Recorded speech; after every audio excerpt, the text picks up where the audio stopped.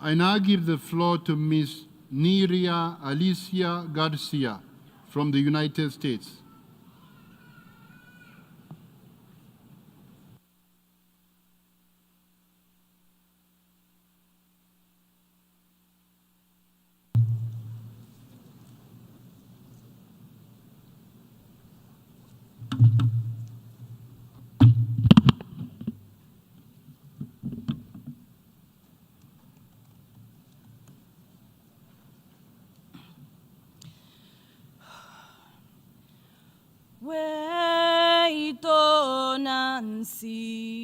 Tonansin, wey tonansin, wey tonansin, tonansin, wey tonansin. With the permission of the Creator, the Lenape ancestors of these lands, and with the permission of your hearts, it is an honor to address you today, my dear relatives.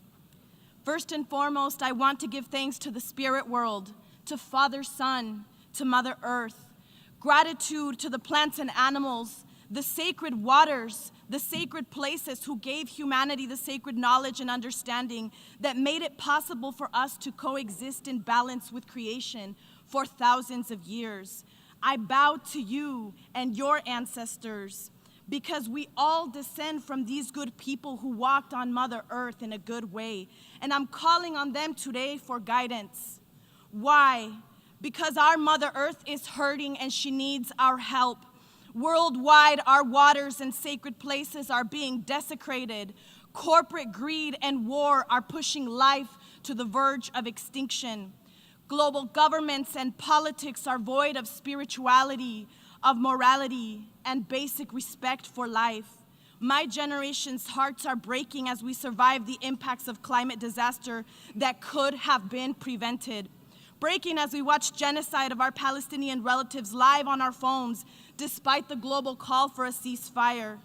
The Pact for the Future mentions words like sustainable development nearly 300 times, yet words like children, earth, and future generations are mentioned less than 60 times.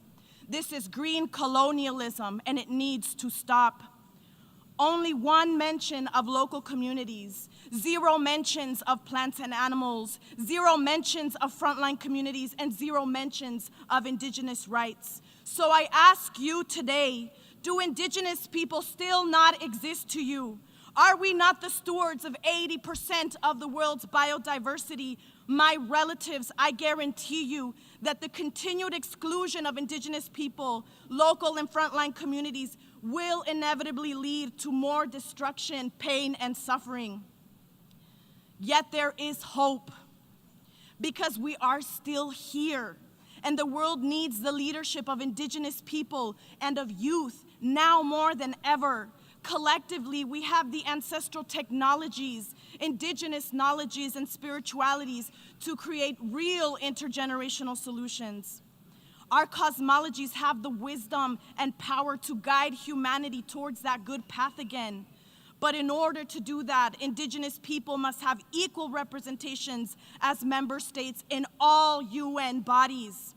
So I say to you today, global leaders, go home and ratify the United Nations declarations on the rights of indigenous people. Acknowledge and apologize and build authentic relationships with your indigenous people. Begin to meaningfully engage your youth. Go home and cut your military budgets and allocate those funds for climate solutions, to pay reparations, to pay for losses and damages we've experienced as a generation that is inheriting a devastated Mother Earth. Go home and ask your indigenous youth, respected elders, how much money we need to bring our solutions to life. And then go home and create the unrestricted funds to support indigenous people in implementing the sustainable development goals on our terms. Global leaders, go home and give indigenous people our land back. To my indigenous youth and children of the world, we are so desperately needed at this time. We must join forces with our respected elders and keep fighting for a livable future. Our generation's biggest responsibility in these times is to not give up and not give in to hopelessness. We must stand to protect the sacred. We must stand to protect our sacred fires, our ceremonies, our songs, our prayers. We must speak our language, wear our traditional clothes, and be proud of who we are. Make no mistake that we have the medicine that this world needs, and that with the help of creation, we will turn the tide for good for the next 7 generations of all life forms to come. Tlazo kamati, o meteo.